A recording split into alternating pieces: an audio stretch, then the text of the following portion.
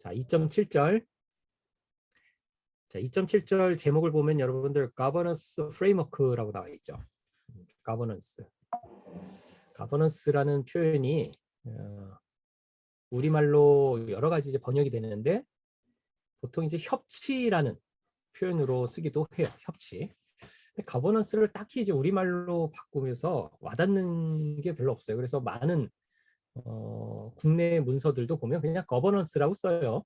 근데 거버넌스라고 썼는데 정작 거버넌스가 무엇이냐 이렇게 설명하는 게 쉽지가 않죠. 그래서 그런 의문점을 좀 갖고 이 렉처를 좀 보기 바랍니다. 자, 거버넌스와 IT 관리. 조직의 자산인 정보.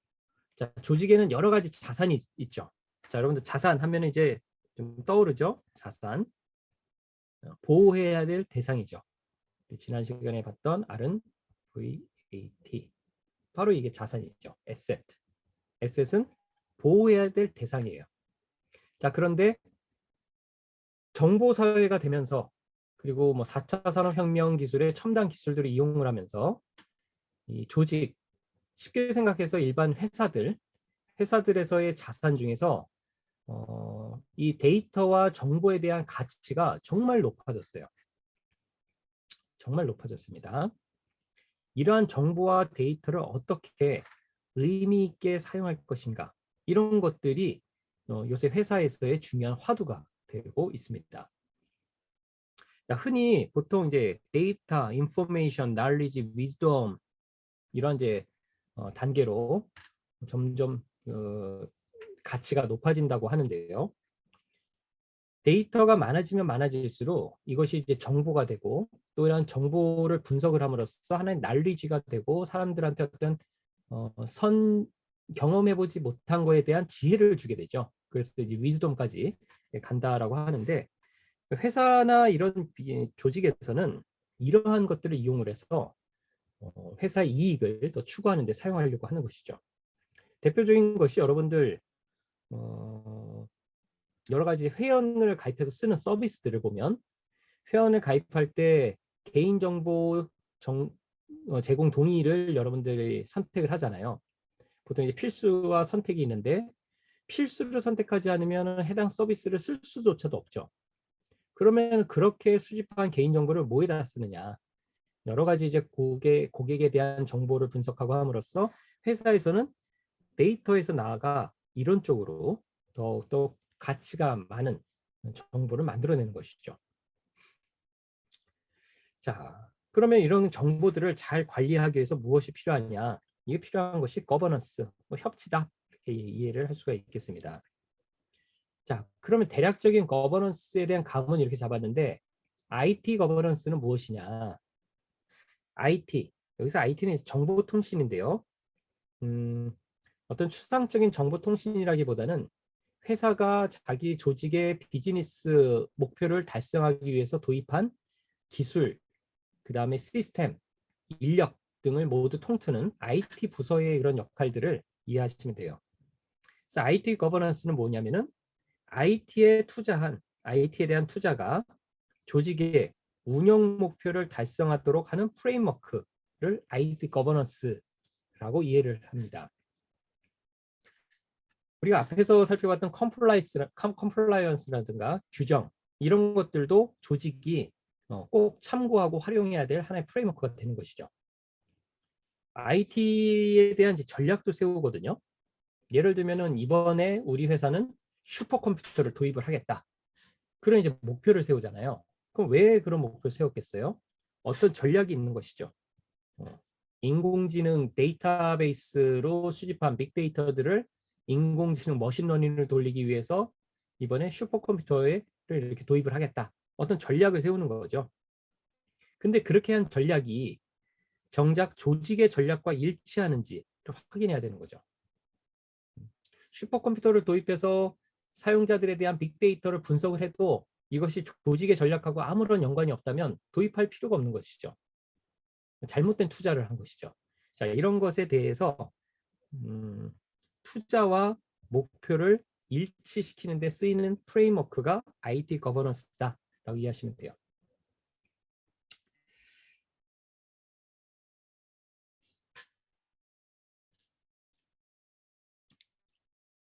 자, 정보보호 거버넌스도 있습니다. 정보보호 거버넌스, 그냥 거버넌스, 그다음에 IT 거버넌스, 그다음에 정보보호 거버넌스. 자, IT 거버넌스와 정보보호 거버넌스를 눈에 보여주는 그림이 이거예요. 자, 여기서 얘기하는 전사는요, 워리어가 아니고 엔터프라이즈예요. 엔터프라이즈. 그러니까 어떤 조직 전체를 얘기합니다. 그러니까 조직 전체에 대한 어떤 거버넌스가 있겠고, 이 거버넌스 안에 IT 영역에 대한 거버넌스가 있고요. IT가 들어오고 이 조직에 있는 어떤 정보를 보호하기 위해서 필요한 것이 정보보호 거버넌스가 되는 것이죠. 그러니까 큰 틀에서는 전사 거버넌스, 엔터프라이즈 거버넌스 안에 IT 거버넌스 개념과 그다음에 정보보호 거버넌스가 있는 것이죠. 이런 거버넌스가 공통적으로 달성하고자 하는 목표는 조직 목표 달성이에요. 이 조직이 일반 회사면은 영업이익을 창출하는 것이고, 만약 이 조직이 군대면은 국가의 안보와 국민의 생명과 재산을 보호하는 것이 조직 목표가 되는 것이죠. 자, 공군에서 전투기를 하나 도입을 해요. 도입을 하는 것은 조직 목표를 달성하기 위한 것이죠. 해군이 배를 도입을 해요. 아니면 해군이 잠수함을 만들어요. 그건 해군이라는 조직 목표를 달성하기 위한 것이죠. 근데 그 내부에 들어가면 IT 거버넌스와 정보보호 거버넌스가 이러한 전사 거버넌스가 지향하는 것을 달성하는 데 도움이 되도록 같이 협치를 해야 된다는 것이죠.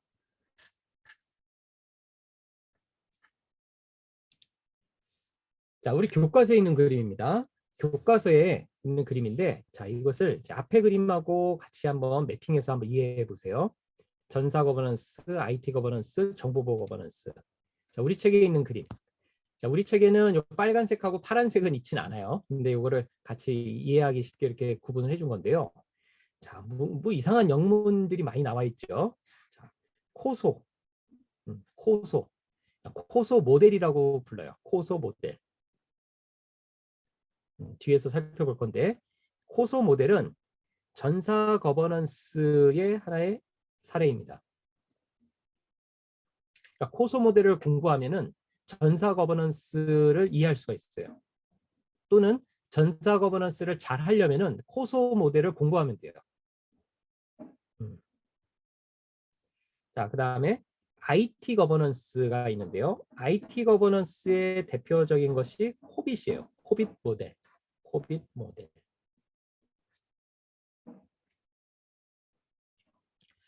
자, 그 중에서 특정 IT 펑션, IT 기능에 특화된 것은 ITIL 모델이라고 불러요.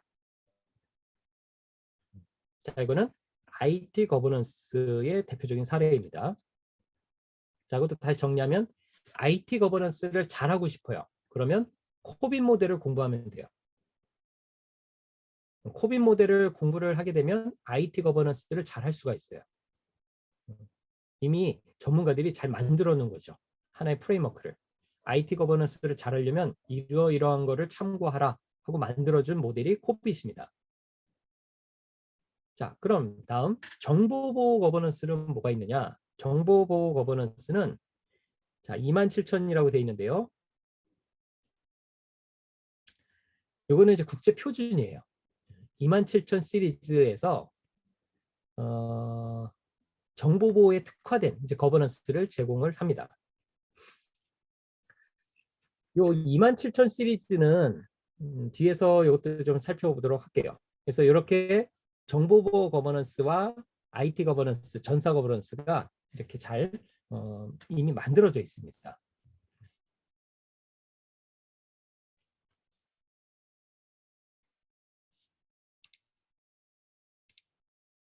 자, 먼저 코소 모델을 먼저 볼게요. 코소 모델. 자, 코소 모델은 이 코소라는 이름이 어디서 왔냐면은 Committee of Sponsoring Organization. Committee of Sponsoring Organization. 그러니까 이건 뭐냐면은 스폰서링 오거나이제이션에 대한 커미티, 위원회죠. 이 위원회가 이런 위원회가 있었어요. 이런 위원회가 있었는데 이 위원회에서 스폰서링 오거니제이션이니까 어떤 기업에 대해서 지원을 해주는 그런, 예를 들면 우리나라로 치면 상공회의소 같은데 그런 데예요. 예, 뭐 딱히 맞진 않는데 뭐 유사하게 보시면 돼요. 그러니까 회사들이 기업을 잘 하는데 엔터프라이즈 거버넌스를 잘해야 되겠다라고 이제 깨달았어요. 그래서 그거를 연구 용역을 맡깁니다. 연구 용역을 맡기서 만든 모델이 코소 모델이에요. 그러니까 그 조직의 이름을 그대로 그 모델에 붙였어요. 코소 모델. 그래서 코소 모델은 엔터프라이즈 거버넌스를 잘하기 위해서 만들어진 모델이에요. 그러니까 세계적으로 글로벌 스탠다드로서 이게 우리가 참고할 수가 있죠. 자, 회계부정을 방지하는 내부 통제 프레임워크를 수립한 민간위원회에서 개발된 내부 통제 프로세스 프레임워크.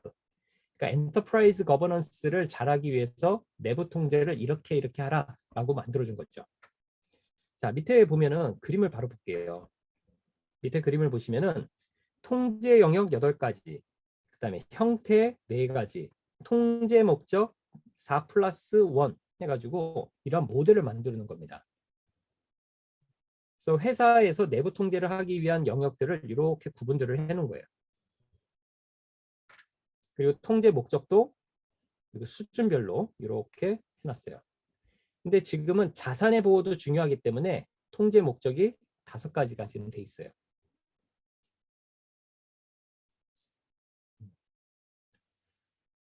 자, 그 다음에 IT 거버넌스를 좀 볼게요. IT 거버넌스. 자, IT 거버넌스의 대표적인 사례는 코빗 모델입니다. 코빗. 자, 코빗의 이름은 어디서 왔느냐? Control Objectives for Information and Related Technologies. 이 얘기에서 왔어요. 코빗. 그래서 우리 그냥 코빗이라고 읽습니다. 기업의 IT 거버넌스와 컨트롤, 통제를 지원할 목적으로 아이사카가 제시한 모형. 자, 아이사카라고 또 나오는데요. 이 아이사카는 뭐 하는 기관이냐면은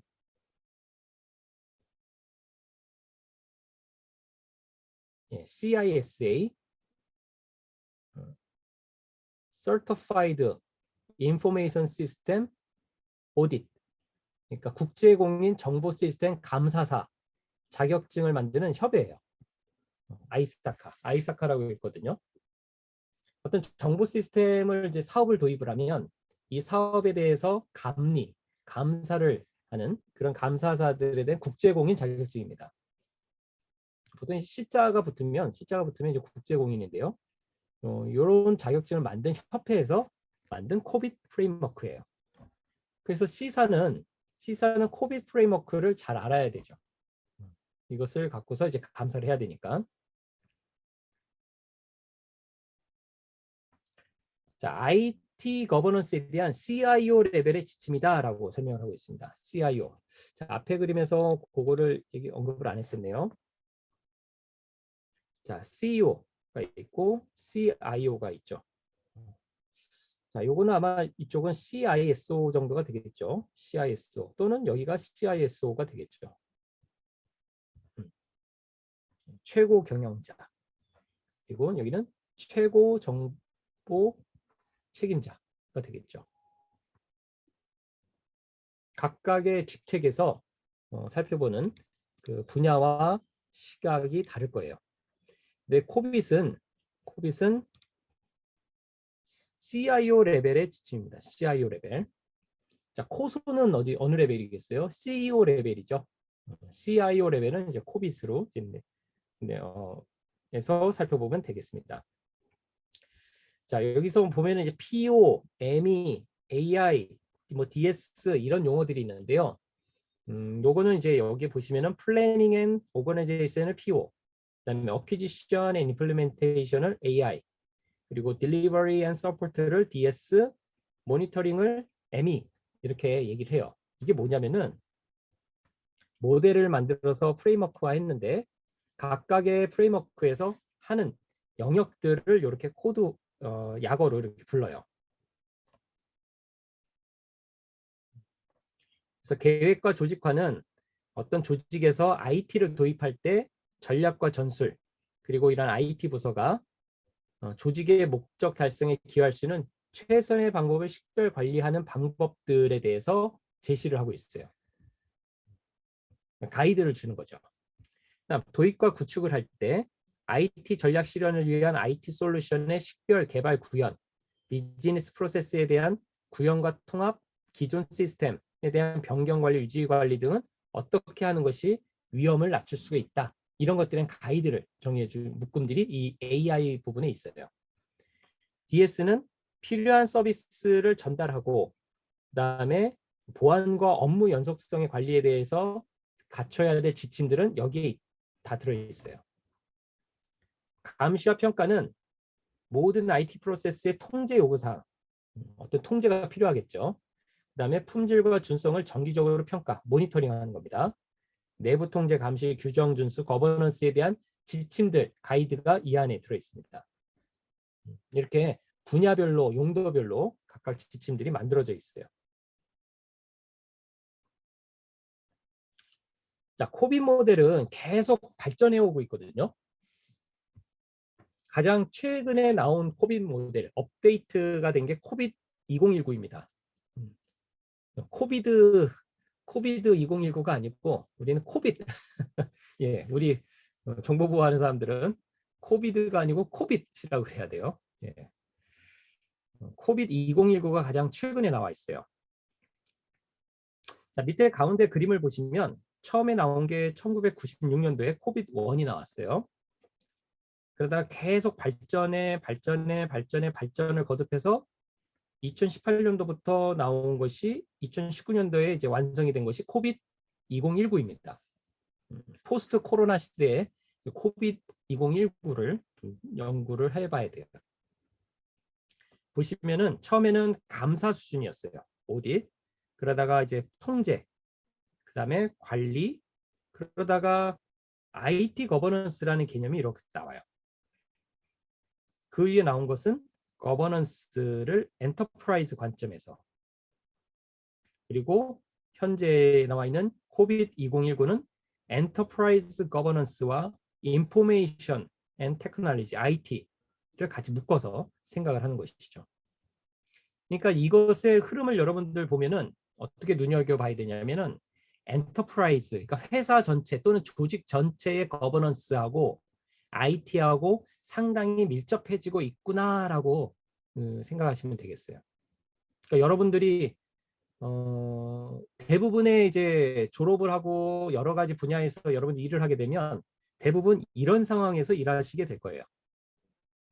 엔터프라이즈 거버넌스하고 IT가 같이 결합되어 있는, 이게 예전보다 더욱더 아주 밀접한 관계를 맺는 그런 조직에서 일을 하게 될 겁니다. 자, 여기에서 이제 참고하고 있는 것들의 사례들을 쭉 보여주고 있는 것들이에요. 많은 이제 국제 표준들이 여기 포함이 되어 있죠. 아까 얘기했던 정보보호에 대했던 27000 시리즈, ISO, IC 27000 시리즈, 또 코빗 2019하고 얼라인이 돼 있어요. 얼라인 다 돼 있어요.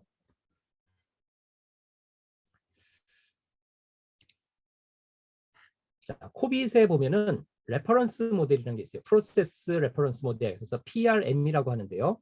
여기도 보시면은 뭐 EDM, 그다음에 APO, BAI, DSS, MEA 등으로 나눠져 있죠. 아까 앞에 슬라이드에서 했던 뭐 PO, AI, DS, ME가 이렇게 좀 더 구체화돼서 만들어졌다라고 보시면 돼요. 그러니까 내가 어떤 거버넌스 업무를 맡게 됐다 했는데, 예를 들어서 시큐리티를 매니지하는 일을 해야 된다. 그러면 여기를 열어보면 돼요. 여기를 보면은 어떤 일들을 체크해라라는 항목들이 쫙 나와 있어요. 그냥 맨 땅에 헤딩해서 일하는 것이 아니고 이런 프레임워크를 갖고서 일을 하는 것이죠.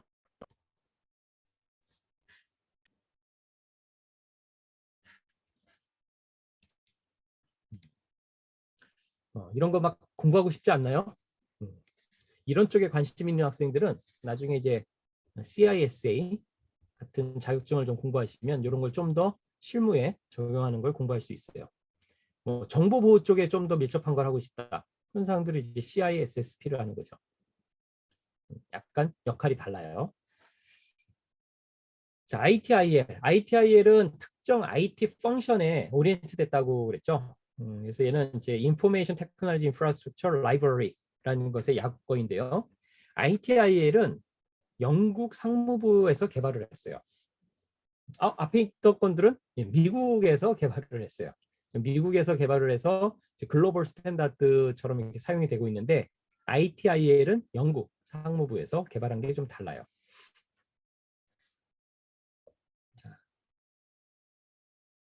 그래서 얘도 보면은 이제 코빗 모델처럼 서비스 전략, 서비스 설계, 서비스 전환, 서비스 운영, 지속적 서비스 개선 이렇게 항목별로 이렇게 항목들이 나눠져 있고 각각에 대해서 가이드 지침들이 이렇게 명시가 되어 있습니다.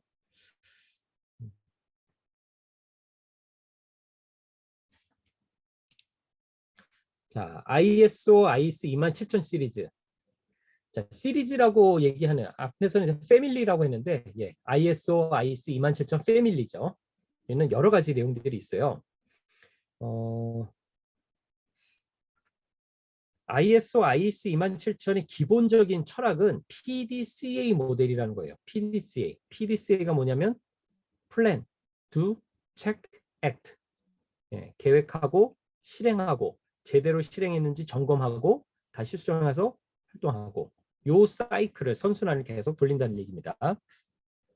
자, 여러분들 지난 시간에 ISMS-P 한번 얘기한 거 기억나나요? 원래는 이제 우리나라에서도 ISMS라고 불렀는데 여기에 프라이버시가 들어가서 ISMS-P가 됐거든요. 프라이버시, 개인정보까지도 같이 정보보호 영역에 포함시켜서 평가를 받는 거예요. 그래서 ISMS나 ISMS-P 인증을 받기 위해서는 ISO, IEC 27000 패밀리들을 다 준수해 줘야 돼요. 자, 이 중에서 이 패밀리 중에서 27001번은 서티피케이션에 대한, 그 다음에 2번은 가이던스에 대한 내용이 있어요. 실제로 이걸 어떻게 해야 되는지 지침을 확인하고 싶으면 27002번을 참고하면 되는 것입니다. 자, 뭐 각각에 대해서 구체적인 내용들을 다 살펴볼 수는 없고 그냥 전체 큰 틀에서 이런 거버넌스가 있구나라는 관점에서 여러분들 용어를 잘 알아두기 바랍니다.